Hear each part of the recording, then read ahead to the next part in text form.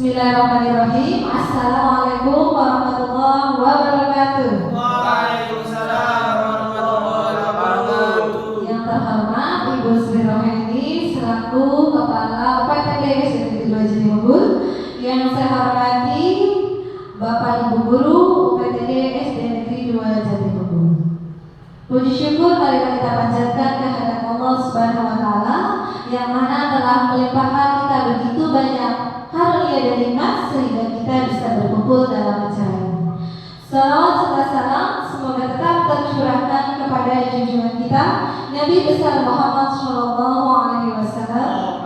Begitu pula pada keluarganya, para sahabatnya, dan selaku kita para umatnya.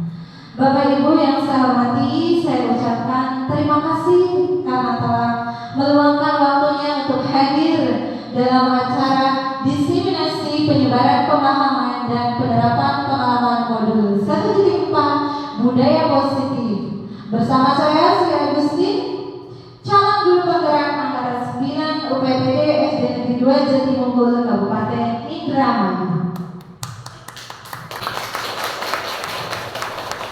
Terima kasih. Marilah sebelum kita memulai acara ini, kita bersama-sama membuka acara ini dengan membaca basmalah. Bismillahirrahmanirrahim. Mudah-mudahan dengan membaca basmalah tadi dapat membuat acara kita menjadi lancar dari awal sampai akhir. Amin ya rabbal alamin. Baiklah, sebelum kita ke konsep-konsep inti budaya positif, saya pengen tahu dulu dari Bapak Ibu, apa sih budaya positif itu?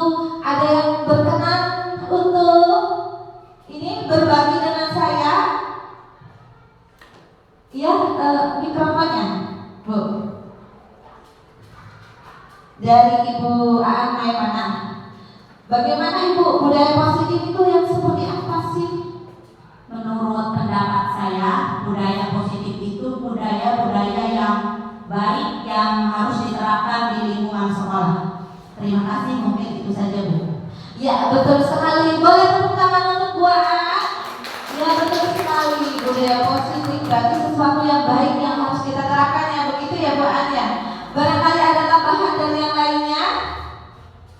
Oke, kita lanjutkan. Di sini ada beberapa konsep budaya positif, Ibu.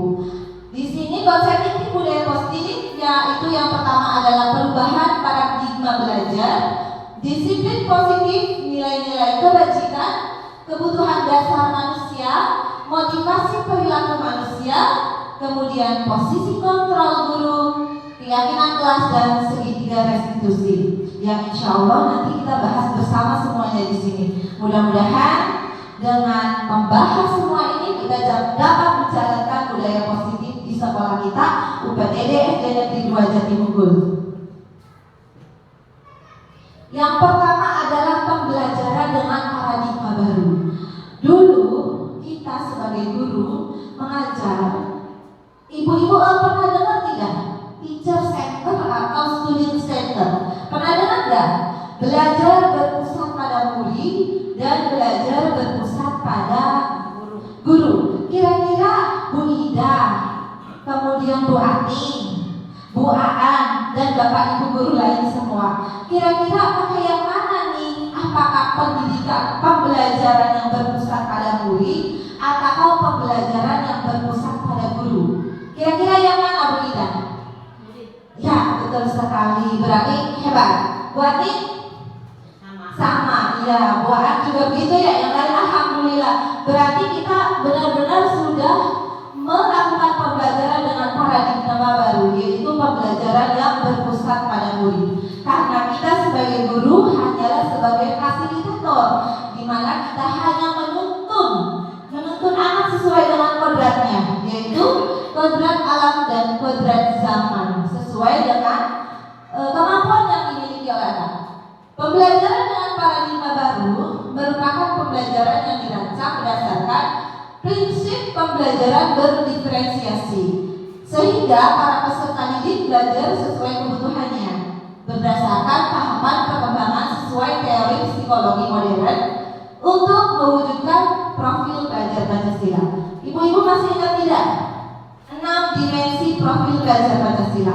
1. Beriman dan bertakwa kepada Tuhan Yang Maha Esa dan berakhlak mulia, kemudian mandiri, kemudian bernalar kritis, kreatif, gotong royong, dan berkebinekaan global. Itu adalah dimensi profil pelajar Pancasila, di mana anak-anak harus menanamkan profil yang ini agar anak-anak bisa menjadi profil pelajar Pancasila, peserta didik yang mempunyai karakter profil pelajar Pancasila. Kita sebagai guru tugasnya hanyalah memimpin, mengarahkan, menuntun. Maksud saya Bapak Ibu ya, kita tidak bisa memaksakan kehendak kita, ingin anak kita seperti apa. Kita menurut Ki Hajar Dewantara, kita ini seperti petani atau pekebun. Anak-anak yang dari rumah, dari orang tuanya padi, maka kita tidak bisa merubahnya menjadi sebuah wortel. Betul tidak? Dari rumah anak-anak sudah berbentuk seperti itu.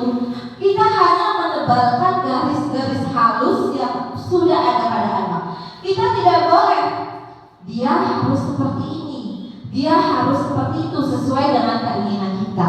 Itu tidak boleh. Kita hanya menebalkan garis-garis halus yang ada pada diri anak. Kita menuntun sesuai dengan kodrat alam dan kodrat zaman. Mungkin untuk pemikiran filosofi Ki Hajar Dewantara sudah tidak asing lagi bagi Bapak Ibu guru yang selalu mengerjakan PNN ya Bu, karena memang di situ ada kurikulum merdekanya ya. Baiklah, selanjutnya ini adalah sebuah miskonsepsi tentang teori kontrol. Yang pertama adalah ilusi guru mengontrol murid. Pernah nggak Ibu di kelas ada muridnya yang berbuat negatif? Pernah nggak Bu Ida, ada nggak? Ada ya? Ada. Nah kemudian kita arahkan dia untuk berbuat hal yang positif. Jangan lakukan itu nak, karena itu perbuatan tidak terpuji. Kira-kira anak-anak nurut nggak? Ada yang nurut, ada yang tidak nurut. Nah kira-kira kira-kira mereka nurut atau tidak nurut itu atas perintah kita atau memang mereka sendiri yang melakukan? Betul, mereka sendiri yang melakukan. Karena itu adalah ilusi kita. Seorang guru mengontrol murid, kita pikir mereka itu melakukan sesuatu yang kita perintahkan, padahal mereka mengerjakan itu atas dasar izin dari mereka sendiri. Kemudian ilusi bahwa semua kekuatan positif efektif dan bermanfaat. Kita berpikir pemahaman kita terhadap anak-anak adalah hal yang bagus nih, pasti anak-anak akan nurut. Tapi yang tidak begitu juga, anak-anak bisa saja melakukan hal yang tidak baik lagi. Kemudian ilusi bahwa kritik dan membuat rasa bersalah mampu menguatkan karakter. Rasa bersalah, kita kadang kepada anak yang membuat kesalahan, membuat mereka merasa bersalah, dan kita rasa bersalah mereka itu membuat mereka untuk sadar dan tidak melakukan hal yang demikian lagi. Padahal itu semua hanya ilusi. Yang menggerakkan mereka adalah dirinya sendiri. Kemudian ilusi bahwa orang dewasa berhak memaksa. Kita sebagai guru kepada murid tentu kita lebih dewasa ya Pak Bu daripada murid. Kita nih berhak seolah-olah berhak apa? Berhak memonitor mereka, berhak mengawasi mereka, berhak memaksa mereka, padahal itu hanya ilusi sekali lagi. Ini adalah miskonsepsi tentang teori kontrol. Di sini mengubah paradigma stimulus respon ke pendekatan teori kontrol. Ada stimulus respon dan teori kontrol. Yang pertama adalah realitas kebutuhan kita sama, sedangkan di teori kontrol realitas kebutuhan kita berbeda. Nah, jadi Ibu, kita rubah dari yang stimulus respon menjadi teori kontrol. Kenapa begitu? Karena memang kalau dilihat dari rinciannya, stimulus respon dengan teori kontrol ini sangat berbanding terbalik. Kita kebutuhannya sama tidak dengan anak-anak? Beda. Anak-anak si A dengan si B sama tidak kebutuhannya? Berbeda. Jadi kita tidak boleh menyamakan kebutuhan mereka. Kita sebagai guru juga, walaupun kita mengajar di kelas 1 umpama atau 2, kita harus membedakan sesuai dengan kebutuhannya masing-masing, walaupun pada pembelajaran yang sama sekalipun. Kemudian yang kedua, semua orang melihat hal yang sama pada stimulus respon. Kemudian pada teori kontrol, setiap orang memiliki gambaran berbeda. Jelas sekali ya, ini sangat bertolak belakang. Kemudian yang ketiga, kita mencoba mengubah orang agar berpandangan sama dengan kita pada stimulus respon, memaksakan pandangannya sama. Padahal pada teori kontrol, kita berusaha memahami pandangan orang lain tentang dunia. Kemudian perilaku buruk dilihat sebagai suatu kesalahan. Kita ada kepada murid atau peserta didik kita melihat bahwa kamu salah, ya, atau ada kalimat yang lebih bijak, belum betul itu nak, jangan salah, itu belum betul nak. Nah, padahal kita tidak pernah tahu ke teori kontrol. Semua perilaku memiliki tujuan. Kita tidak pernah tahu tujuan anak itu apa, betul tidak Bapak Ibu? Iya, jadi kita jangan langsung mengejas bahwa perlakuan anak itu salah, karena pada teori kontrol semua perilaku memiliki sebuah tujuan. Kemudian orang lain bisa mengontrol saya pada stimulus respon. Pada teori kontrol hanya Anda yang bisa mengontrol diri Anda. Selanjutnya, saya bisa mengontrol orang lain. Nah, dipikir saya misalkan sebagai guru, sebagai teman, sebagai kepala sekolah dan lain sebagainya bisa mengontrol orang lain. Tetapi pada teori kontrol Anda tidak bisa mengontrol orang lain karena mereka memiliki pemikiran sendiri. Adapun mereka mengikuti keinginan atau perintah kita itu adalah atas seizinnya. Kemudian pemaksaan ada pada saat bujukan. gagal, dipaksa karena rujukannya gagal pada stimulus respon. Kemudian pada teori kontrol kita harus berkolaborasi dan konsensus menciptakan pilihan-pilihan baru. Kita itu dengan anak harus berkolaborasi dengan kesepakatan atau konsekuensi apa ya, dengan menciptakan pilihan-pilihan baru. Artinya kita itu tidak harus memaksa atau membujuk ya Ibu. Yang terakhir adalah model berpikir menang kalah pada stimulus respon dan teori kontrolnya model berpikir menang-menang. Dalam istilah bahasa Inggrisnya adalah win-win solution. Pernah dengar Bapak Ibu? Pernah ya? Kita tuh jangan sama anak-anak. Jangan sampai kita dialog dengan anak-anak. Anak-anak kalah pasti. Kita sebagai guru menang.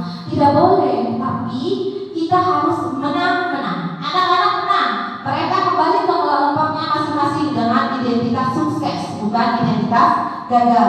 Begitupun kita sebagai tenaga pendidik, kita pun menang karena anak tersebut telah pindah ke kelompoknya dengan identitas sukses. Bisa dilanjut Bapak Ibu atau ada pertanyaan? Lanjut.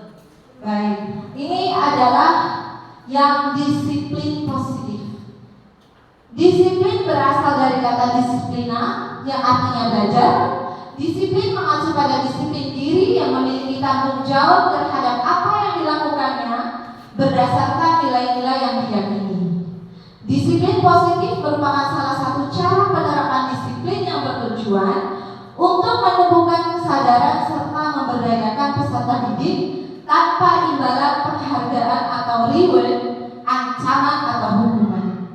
Sebagai pendidik, tujuan kita adalah menciptakan peserta didik yang memiliki disiplin diri sehingga mereka berperilaku mengacu kepada nilai-nilai kebajikan universal dan memiliki motivasi intrinsik dalam perubahan perilaku ke arah yang lebih baik. Bapak Ibu, misalkan di sini kata tuanya masuk pukul sekian. Bapak Ibu anak-anaknya sudah ada di dalam kelas semua, betul? Nah, kira-kira mereka di dalam kelas tuh motivasi apa yang ada dalam dirinya? Apakah tanggung jawabnya atau saya takut sama misalkan Ibu Sri, takut sama Bu Ida, takut dihukum misalkan. Nah, kira-kira motivasi apa yang ada dalam dirinya? Ya, apakah saya mau pengen masuk tepat waktu, disiplin, biar dapat pujian misalkan dari Tuhan? Ya, reward. Itu ada yang seperti itu. Ada yang takut karena merasa tidak nyaman nanti saya dihukum dan lain sebagainya.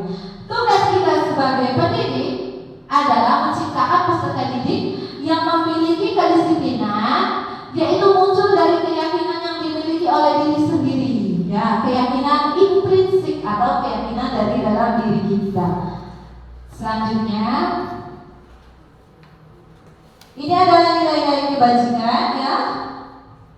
Sifat-sifat positif manusia yang merupakan tujuan mulia yang ingin dicapai setiap individu. Seperti yang telah dikemukakan oleh Dr. William Glasser pada teori kontrol 1984 menyatakan bahwa setiap perbuatan memiliki suatu tujuan. Dan selanjutnya William Glasser 1998 mengemukakan bahwa dengan mengaitkan nilai-nilai kebajikan yang diyakini seseorang, maka motivasi intrinsiknya akan terbangun sehingga menggerakkan motivasi dari dalam diri untuk dapat mencapai tujuan mulia yang diinginkan.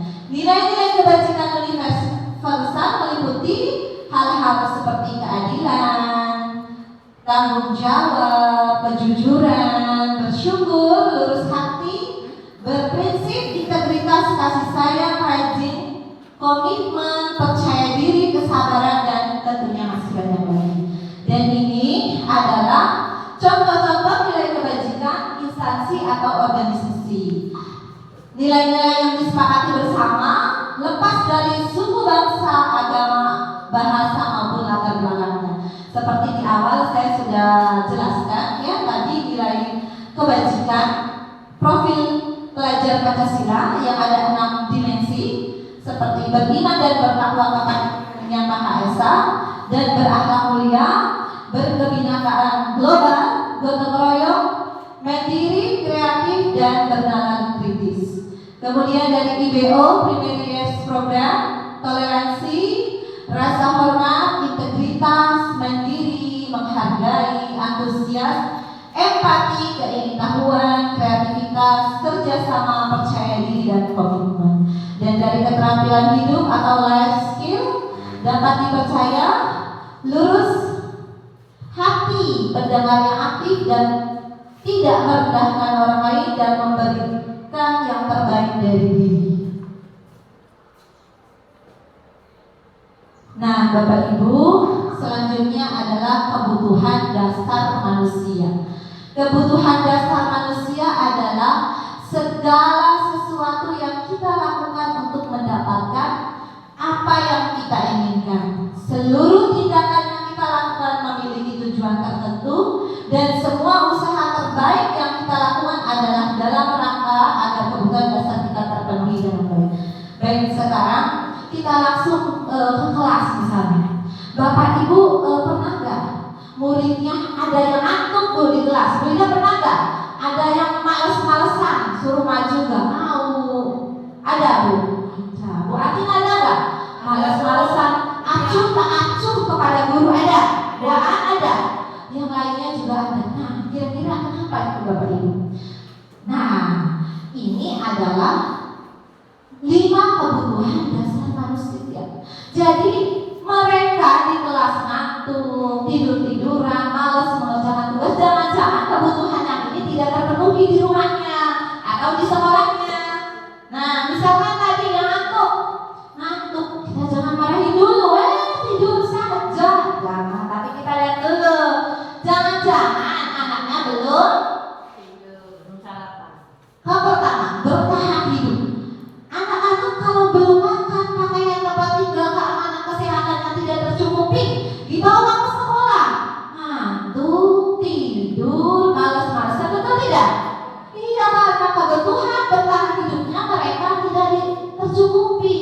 Jangan-jangan tidur-tiduran di kelas, malas-malasan, dia itu lapar Bapak Ibu, ya, makanannya tidak tercukupi.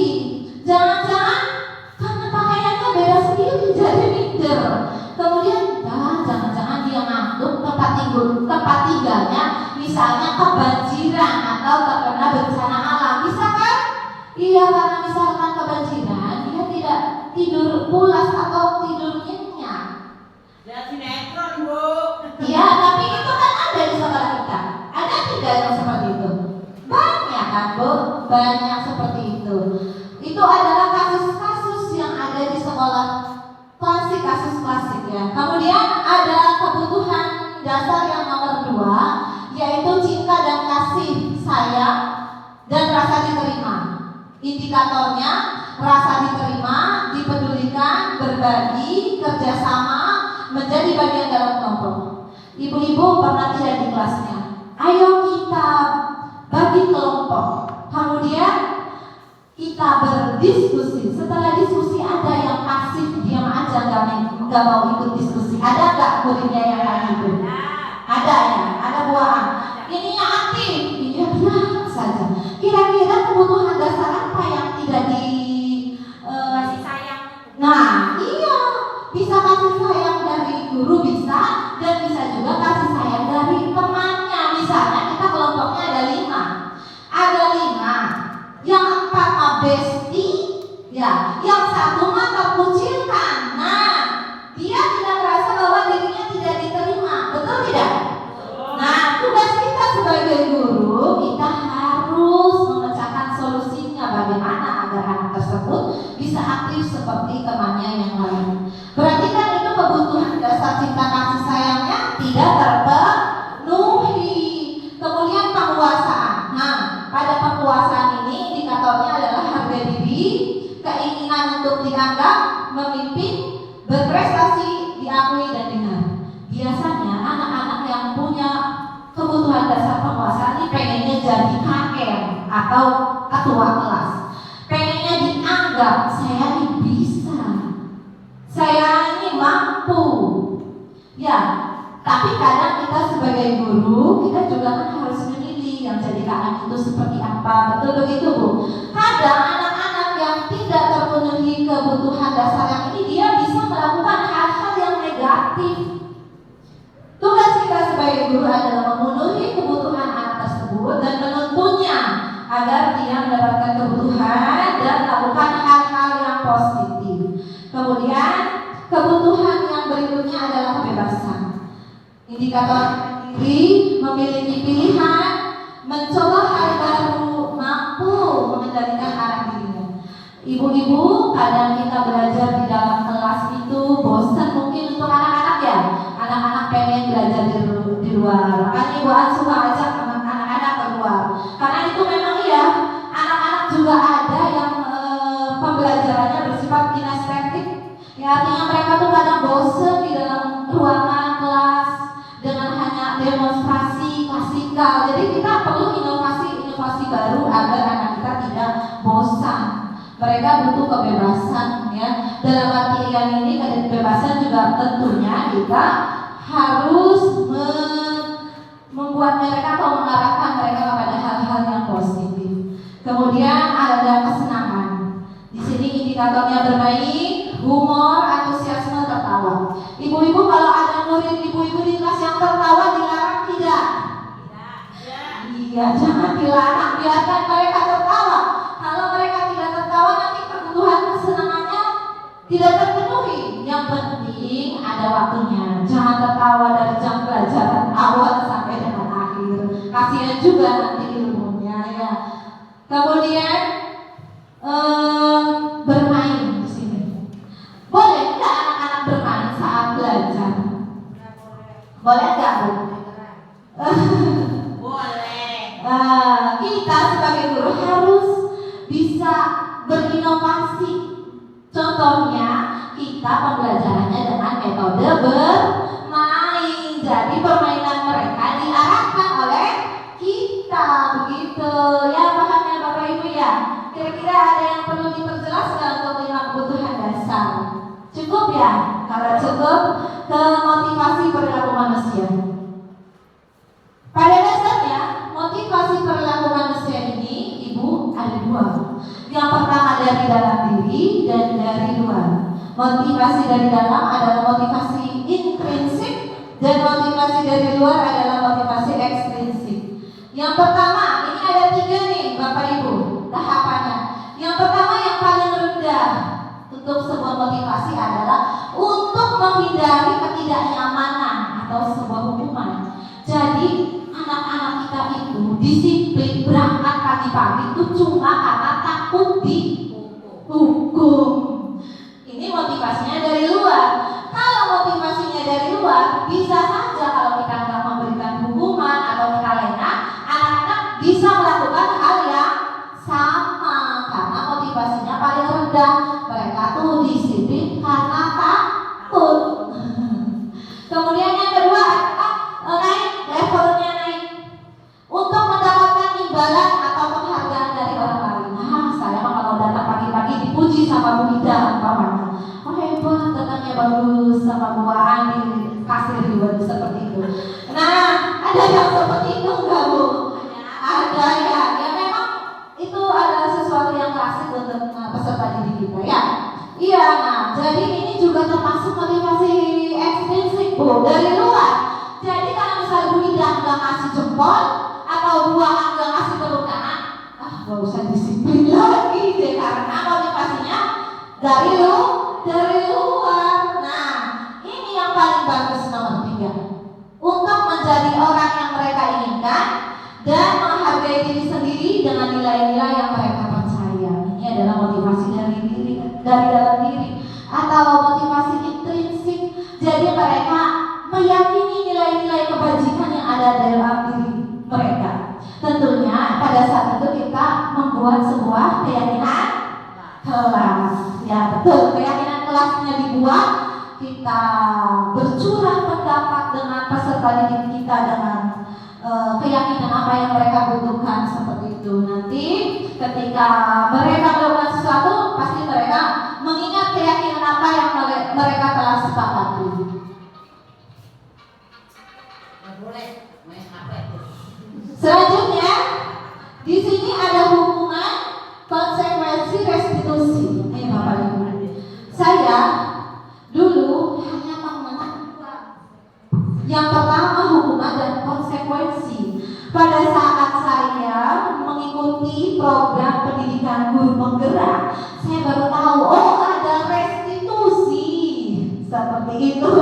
Saya pikir ya Bu, dulu ada hukuman, konsekuensi, oh ternyata ada restitusi. Apa itu? Mari kita simak. Yang pertama adalah hukuman. Hukuman indikatornya tidak terencana tiba-tiba, tidak terencana Bapak Ibu. Anak datang terlambat, kamu hari ini push up, misalkan, itu hukumannya. Nah, tiba-tiba dan tidak terencana, saya hari ini push up nih. Nah, kemudian murid tidak tahu apa yang terjadi. Besok dia terlambat lagi, tidak menutup kemungkinan, artinya ganti dari tadi push up, ganti lagi nih hukumannya, misalkan kebersihan atau yang lain sebagainya. Karena ini murid tidak tahu dan tidak dilibatkan, ya misalkan berbuat apa, konsekuensinya apa, tidak kalau hukuman. Tiba-tiba hari ini gurunya pengen suruh push up, keliling. Kemudian bersifat satu arah, jadi hanya dari guru saja. Kemudian berupa hukuman psikis dan fisik. Bapak Ibu guru yang saya hormati, ini hukumannya ada yang bentuknya fisik dan psikis. Yang fisik seperti tadi lari, push up, dan ada lagi hukuman psikis. Dan menurut saya hukuman psikis ini juga sama sakitnya untuk dirasakan oleh peserta didik kita.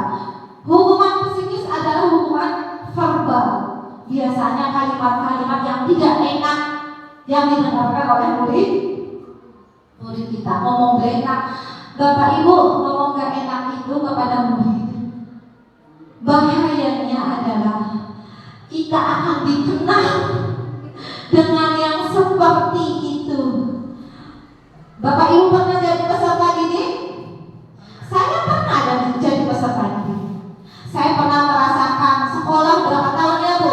Apalagi yang sudah sarjana berapa tahun sekolah, panjang sekali. Pasti menemui yang namanya hukuman konsekuensi. Nah, ketika ada hukuman verbal atau psikis, pasti akan diingat sampai sekarang. Pernah nggak? Ingat nggak buah kira-kira? Ada nggak pernah dulu nggak ngerasain hal tersebut? Paling yang pernahnya yang secara fisik aja sih Bu. Fisik. Kalau saya pribadi. Oh iya. Kalau Bu Sri pernah nggak?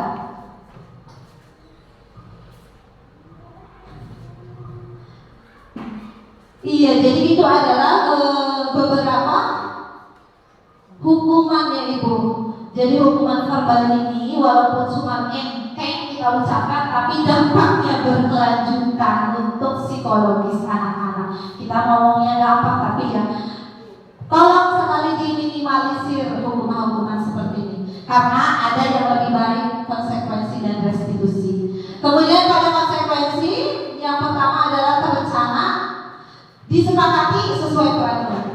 Kalau konsekuensi mah Bapak Ibu terencana, misalkan anak-anak nyuret papan tulis, konsekuensinya dihapus. Nah, berarti anak-anak tahu kan? Misalkan anak-anak menumpahkan meja minum saya di sini, konsekuensinya hilang. Jadi mereka tahu.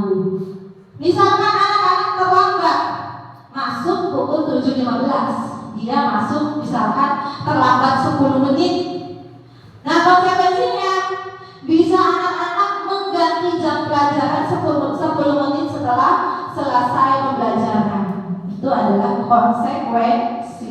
Tentunya adalah keyakinan atau nilai kebajikan yang telah disepakati dalam perbuatan kesepakatan sekolah atau kesepakatan kelas. Kemudian murid tetap dibuat nyaman. Sikap guru selalu memonitor murid. Nah, yang ini adalah restitusi. Restitusi ini adalah proses penciptaan kondisi bagi murid untuk memperbaiki kesalahan. untuk mencari solusi sendiri. Dalam restitusi ibu-ibu, anak-anak ini akan mencari solusinya sendiri. Mangga Bu. Akan mencari solusinya bersama, menciptakan murid menjadi pribadi yang mandiri, bertanggung jawab, dan percaya diri. Nah, ini ada hukuman dan konsekuensi ya Ibu. Nah, mari berlatih. Tadi saya sudah jabarkan. Kalau begini namanya hukuman, kalau begini namanya konsekuensi. Kira-kira pernyataan ini menurut Bapak Ibu konsekuensi atau restitusi? Mari kita jawab bersama. Yang pertama, lari mengelilingi lapangan basket 2 kali karena terlambat hadir di sekolah. Menurut Bapak Ibu ini konsekuensi atau hukuman? Yakin? Survei membuktikan.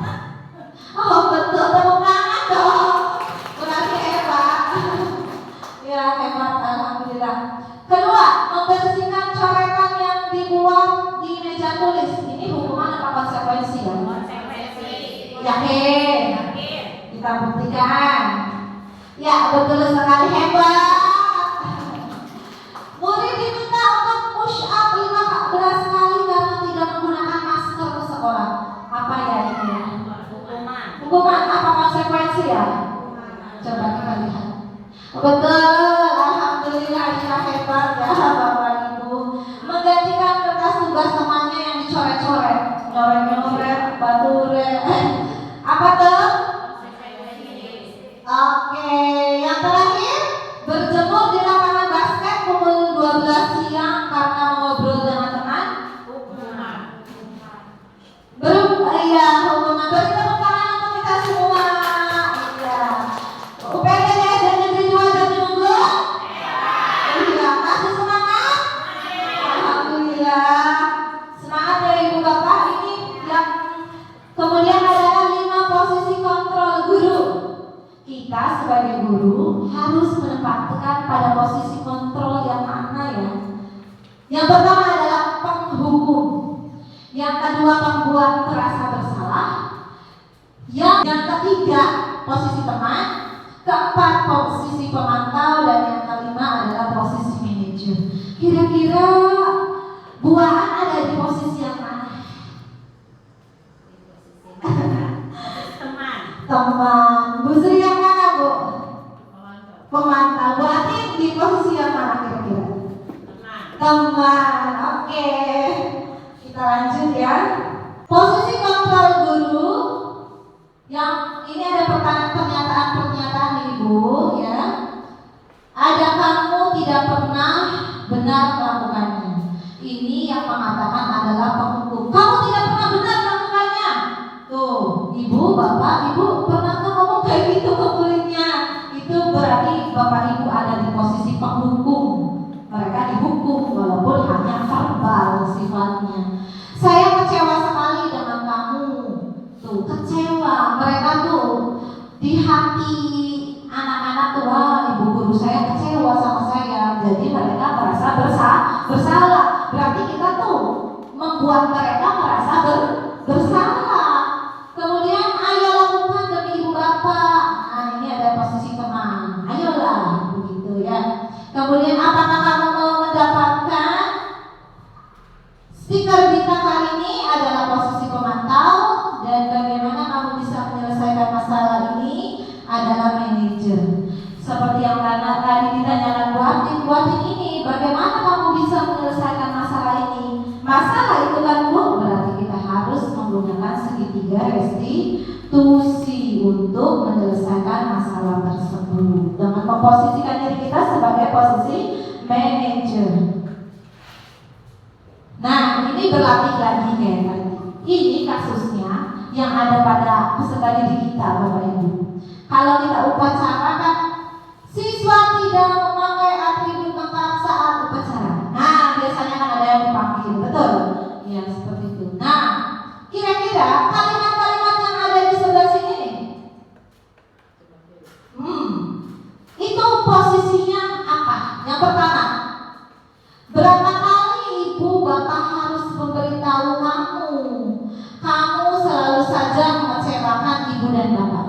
Itu posisi apa Bu? Yang ada 5. Buat dosa-dosa. Yakin? Oke. Pembuat merasa bersalah. Iya, betul sekali. Kamu selalu saja mengecewakan. Mereka tuh Bu, rasanya tua saya salah sama ibu karena ibu sudah saya kecewakan. Kemudian, ayo dong ikuti aturan sekolah, tolonglah bantu ibu ya. Ya sudah, tidak apa-apa, lain kali jangan sampai berbuat seperti ini lagi ya. Ini adalah posisi teman. Coba hormat pada bendera selama 1 jam. Sudah hebat nih Bapak Ibunya ya. Apakah kamu tahu kesalahanmu? Kira-kira bagaimana kamu memperbaiki kesalahanmu? Yang paling bagus ya. Betul, ini adalah manajer. Ini adalah yang paling bagus. Kemudian, kamu sudah melanggar peraturan sekolah. Kamu tahu konsekuensinya. Setelah upacara, kamu beri atributnya ke koperasi dan jangan diulangi lagi ya. Iya betul. Alhamdulillah ya, lulus. Alhamdulillah lulus. Sekarang ke keyakinan kelas. Bapak Ibu yang saya hormati, Bapak Ibu sudah membuat keyakinan kelas nggak di kelas? Sudah, alhamdulillah. Sudah dijalankan keyakinan-keyakinannya? Alhamdulillah. Iya betul. Kalau kita mau melakukan segitiga restitusi seperti tadi tuh Bu, kita harus tahu dulu keyakinannya. Kalau kita tidak membuat keyakinan kelas, bagaimana kita bisa melakukan segitiga restitusi? Nanti yang ditanya keyakinan apa? Belum ada. Nah makanya kita bareng-bareng yang belum membuat keyakinan kelas, mari membuat keyakinan kelas. Apa itu Bu keyakinan kelas? Keyakinan kelas adalah nilai-nilai kebajikan yang dipercaya oleh anak-anak. Kira-kira harapan-harapan anak-anak di dalam kelas itu seperti apa? Pembentukan keyakinan kelas yang pertama adalah bersifat abstrak. Abstrak ya Bu, misalnya anak-anak pengen kelas saya rapi, bersih. Kemudian berupa pernyataan universal umum. Dibuat dalam pernyataan positif. Pernyataannya positif Bu, bukan yang negatif. Kalau yang negatif itu seperti apa sih Bu? Dilarang, jangan. Nah itu negatif. Masih ini kalau misalkan jangan buang sampah sembarangan, diganti dengan jagalah kebersihan. Itu pernyataan-pernyataan yang positif, jangan yang negatif. Sedikit saja agar mudah diingat, betul. Jangan banyak-banyak ya, apalagi anak-anak kita ada di tingkat SD. Selanjutnya, sesuai dengan kondisi kelas dan sekolah, sehingga mudah diterapkan. Jadi kita tidak usah jauh-jauh harapannya ya Bapak Ibu. Misalkan harapannya pengen kelas yang dingin dengan AC, misalkan. Tidak seperti itu kan? Jadi sesuai saja dengan kondisi sekolah kita. Kemudian semua warga sekolah atau warga kelas dilibatkan saat membuat keyakinan kelas. Semuanya dilibatkan. Baik si A, B, semuanya dari absen A sampai Z dilibatkan. Kemudian kita sepakati bersama dan kita tanda tangan. Nih, setelah itu kita mungkin bentuknya seperti itu. Itu sudah menjadi kesepakatan ya, yang dimulai dari pembuatan keyakinan kelas. Nah, yang ini adalah segitiga restitusi. Ibu Bapak pernah tidak mendengar apa segitiga restitusi? Belum. Apa itu segitiga restitusi? Segitiga restitusi adalah suatu proses dialog yang dijalankan oleh guru dapat menghasilkan murid yang mandiri dan bertanggung jawab. Ibu-ibu, kita sering sekali mendapati murid kita punya masalah, betul? Masalahnya obatnya, sepatunya misalkan tidak pakai sendal. Kita mencari solusinya yang menggunakan segitiga restitusi. Anak-anak tidak memakai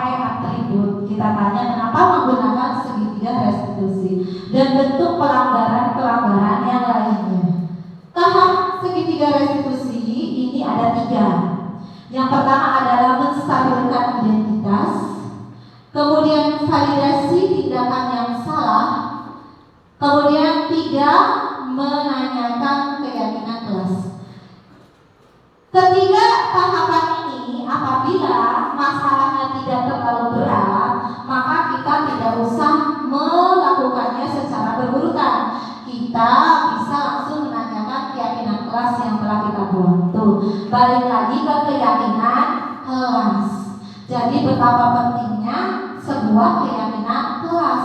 Kalau kita tidak punya keyakinan kelas, Bapak Ibu, arah anak-anak kita tidak akan tahu. Apa sih perbedaannya peraturan dengan keyakinan tuh? Misalnya ya, kalau peraturan di jalan harus pakai helm yang berkendara motor.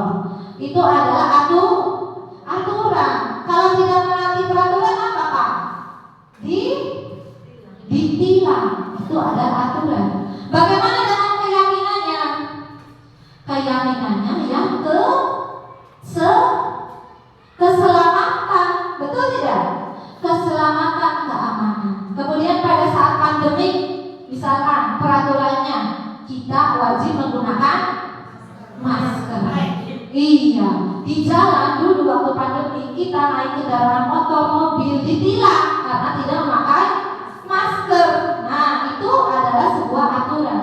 Keyakinan dalam diri kita menggunakan masker itu adalah untuk kesehatan, keamanan untuk diri kita. Begitu pula dengan anak-anak, Bapak Ibu yang ada di sekolah, kita harus membuat keyakinan apa yang ada dalam diri kita, misalnya di sekolah, biar anak-anak tidak saling ejek, ya, perundungan tuh bullying yang sekarang lagi marah, harus ada keyakinannya, misalnya dengan saling menghormati antar teman. Ini adalah tahapan segitiga restitusinya. Untuk penjelasan tahapannya, yang pertama yaitu menstabilkan identitas. Yang pertama, berdasarkan prinsip membuat kesalahan adalah bagian dari proses pembelajaran. Ini pertanyaan-pertanyaannya Bapak Ibu. Misalkan kita panggil anaknya yang sedang bermasalah. Kemarin juga saya sudah praktekkan dengan murid kelas 2. Hanya praktek ya Bapak Ibu, dan juga langsung kepada anaknya. Pertanyaannya adalah, anakku misalkan berbuat salah itu wajar. Tidak ada manusia yang sempurna. Ibu juga pernah melakukan itu. Ibu tidak mau mencari siapa yang salah, tapi ibu ingin mencari solusi dari permasalahannya. Kamu berhak merasa begitu. Ini adalah pertanyaan-pertanyaannya. Ibu jadi guru nanti misalkan kurang tegas. Bukan begitu, karena ini memang prosedurnya, ya. Karena mereka itu punya apa? Punya hati, ya. Tugas kita adalah menuntut. Selanjutnya adalah di tahapan kedua adalah validasi tindakan yang salah. Berdasarkan prinsip setiap perilaku berupaya memenuhi suatu kebutuhan tertentu. Tadi kebutuhannya sudah dijabarkan, betul tidak Bapak Ibu? Masih ingat kebutuhannya? Masih. Kalimat apa yang bisa kita sampaikan kepada peserta didik kita untuk validasi tindakan yang salah? Yang pertama ini, kamu pasti punya alasan ya mengapa melakukan hal itu. Misalkan terlambat saat upacara atau tidak memakai atribut. Kamu pasti punya alasannya ya mengapa, begitu ya. Kemudian padahal kamu bisa melakukan hal yang lebih buruk lagi. Misalkan ada anak yang lagi emosi. Ibu sangat menghargai tindakan kamu yang tidak berbuat lebih dari itu. Misalnya dengan memukul. Kan ini tidak misalkan hanya emosi saja. Kemudian kamu patut bangga karena telah melindungi sesuatu yang penting buatmu. Jadi dia mempertahankan keyakinan dia. Kamu melakukan karena mempertahankan sesuatu yang penting bagimu.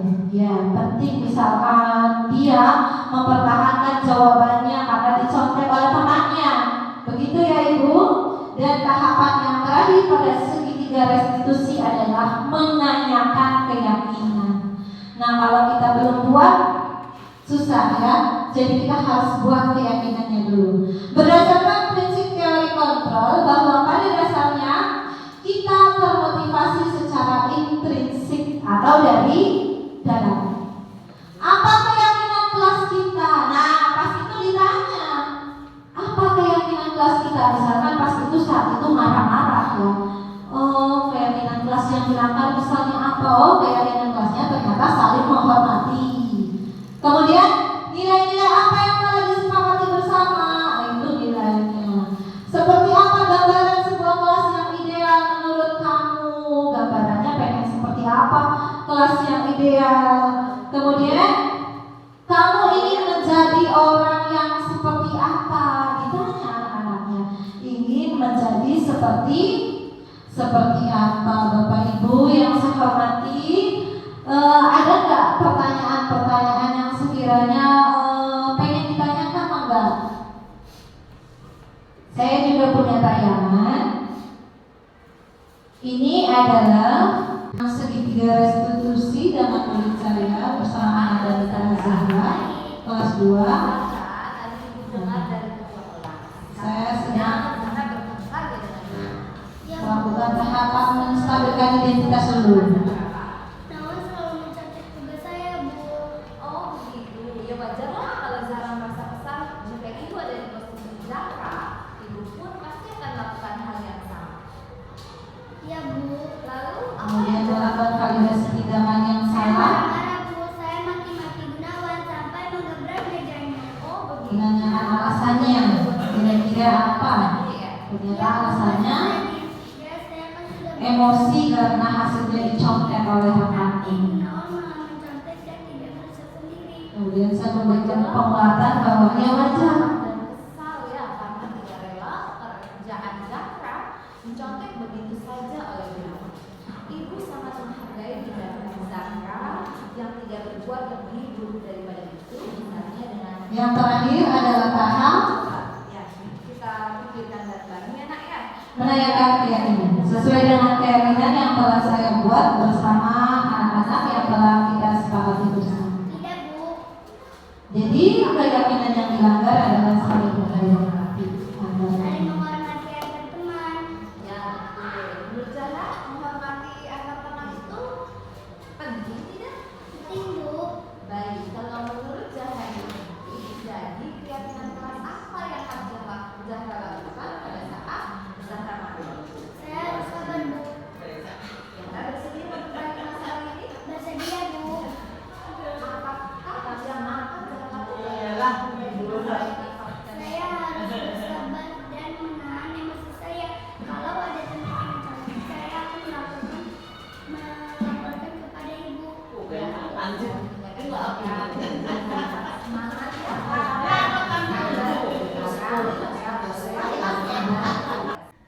Assalamualaikum warahmatullahi wabarakatuh. Nama saya Zara dari kelas 2.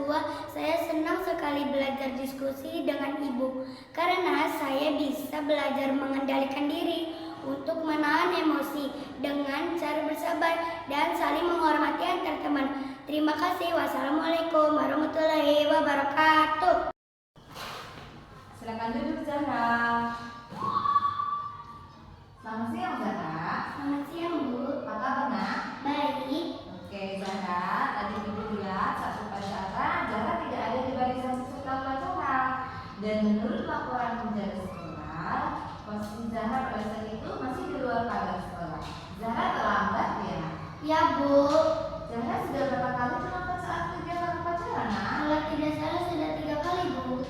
Sering terlambat itu suatu kesalahan bukan? Ya, Bu. Baik Zahra, berbuat kesalahan itu memang manusiawi. Setiap orang pasti pernah berbuat kesalahan. Yang terpenting adalah kita bisa belajar dari kesalahan tersebut dan berusaha untuk memperbaikinya. Zahra setuju nak? Setuju, Bu. Baik Zahra, ayo kita cari solusinya bersama ya. Ya, Bu. Zahra sering datang terlambat, pasti punya alasannya. Kenapa Zahra sering datang terlambat? Karena saya selalu tidur larut malam, Bu.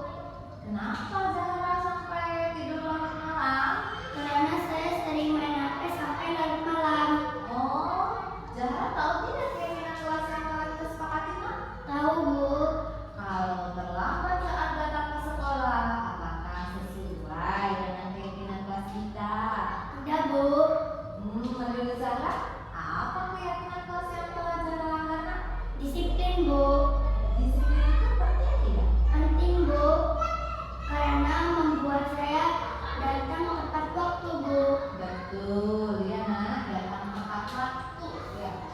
Dan tepat waktu itu kita dapat menghargai waktu. Dengan menghargai waktu ya, kita bisa melakukan suatu kegiatan tanpa menunda-nundanya. Ya, disiplin itu sangat bermanfaat untuk kita. Kita lebih bisa menghargai orang lain. Ya, kita dapat mengerjakan sesuatu dengan tepat waktu tanpa menunda suatu pekerjaan. Dan kita juga dapat melatih rasa kepedulian kita. Ya Bu, saya menyesal, saya minta maaf karena sering terlambat saat upacara. Ya Zahra, sikap yang sangat baik sudah Zahra lakukan, itu dengan cara meminta maaf. Menurut Zahra, apa yang akan Zahra lakukan agar Zahra tidak datang terlambat lagi? Saya akan tidur lebih cepat Bu, dan tidak bermain HP sampai larut malam lagi.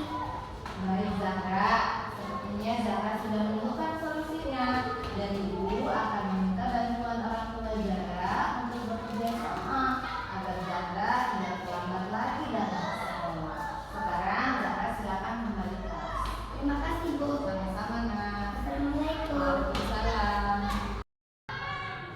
Assalamualaikum warahmatullahi wabarakatuh. Nama saya Zara dari kelas 2. Saya senang sekali belajar diskusi bersama Ibu untuk menemukan solusi dalam memecahkan masalah dalam hal ini tidak tidur sampai larut malam agar tidak terlambat datang ke sekolah. Terima kasih. Wassalamualaikum warahmatullahi wabarakatuh.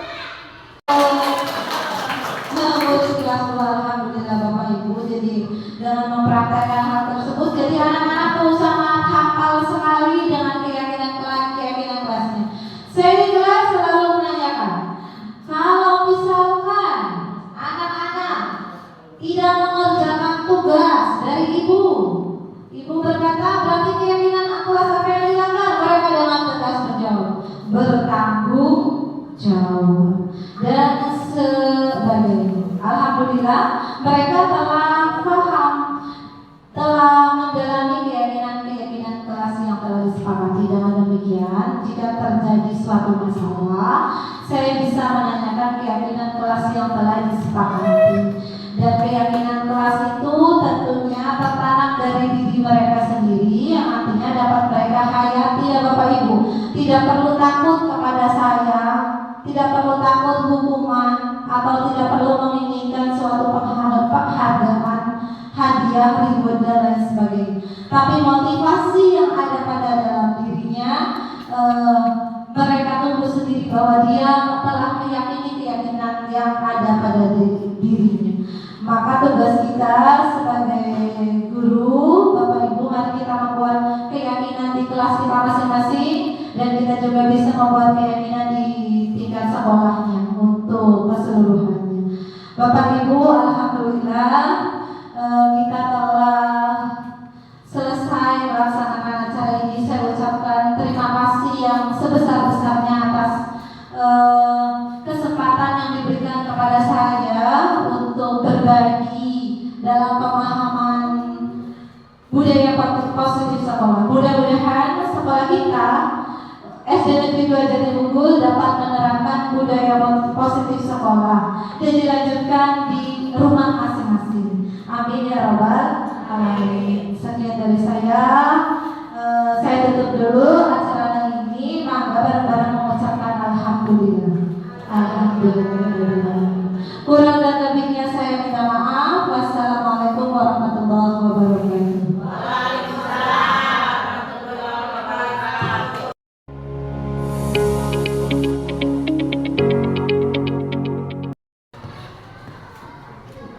Selamat pagi anak-anak. Selamat pagi Bu.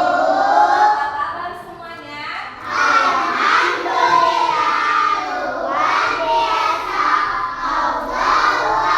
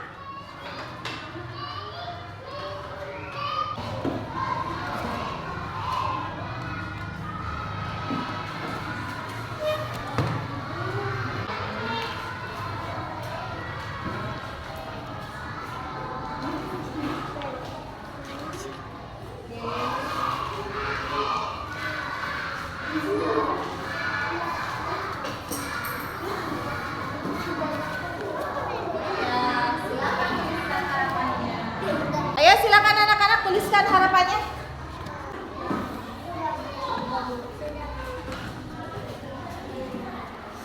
Oke. Sudah?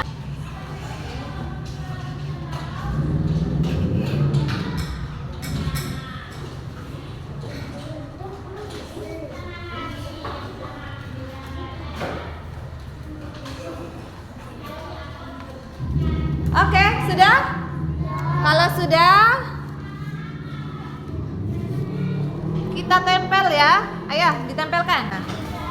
Oke. Oh ya, sok tulis di belakangnya. Oke. Oke. Ayo. Udah tulis belakang. Oke, tempel.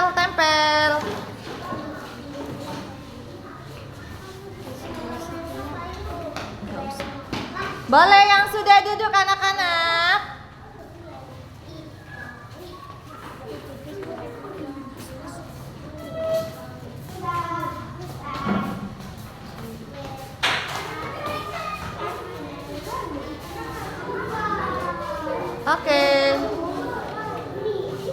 Oke.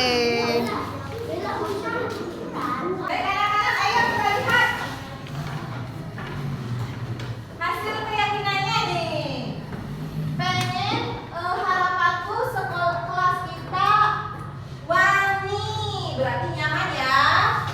Kelas yang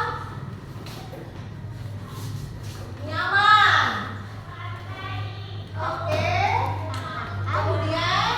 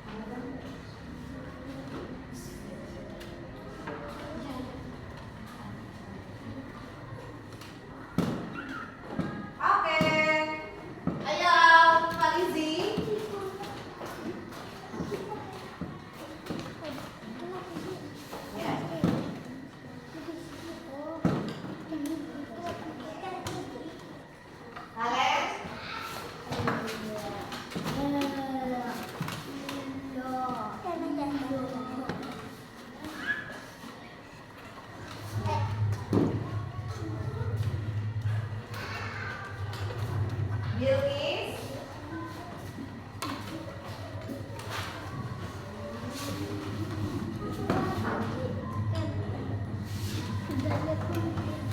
Selanjutnya, yes.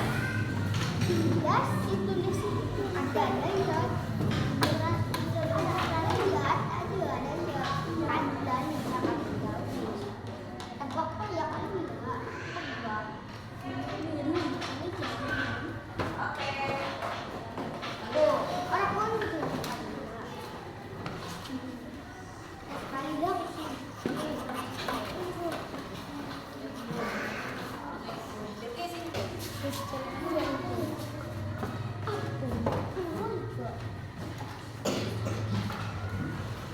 Adrian.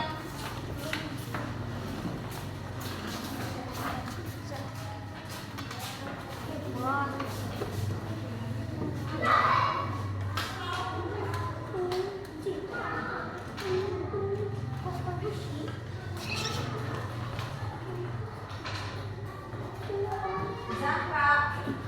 ada masuk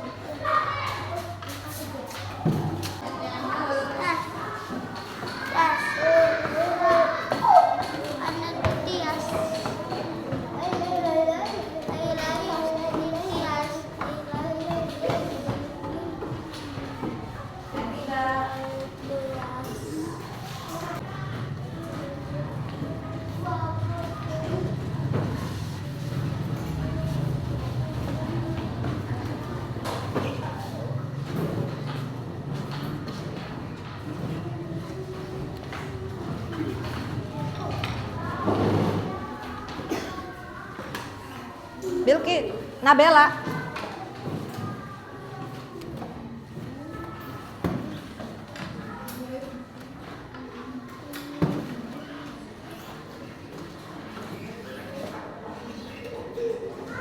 Agna. Abi yuk.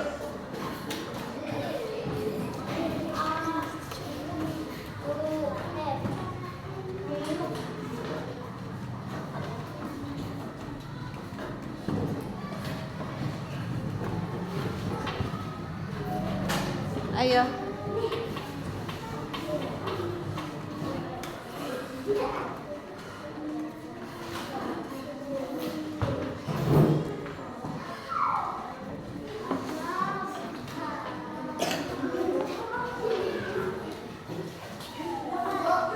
Ya, Gunawan.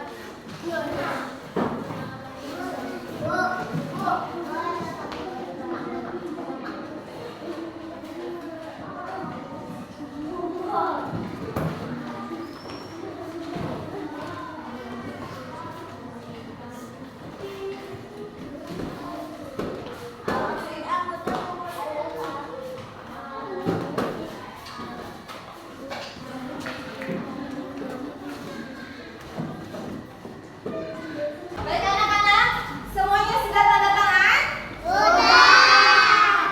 Anak-anak sepakat dengan keyakinan kelas kita? Sepakat. Mudah-mudahan keyakinan kelas ini selalu anak-anak yakini ya. Selalu anak-anak yakini menjadi sebuah motivasi dari dalam diri anak-anak untuk kelas yang bersih, nyaman, disiplin, kemudian jujur, bertanggung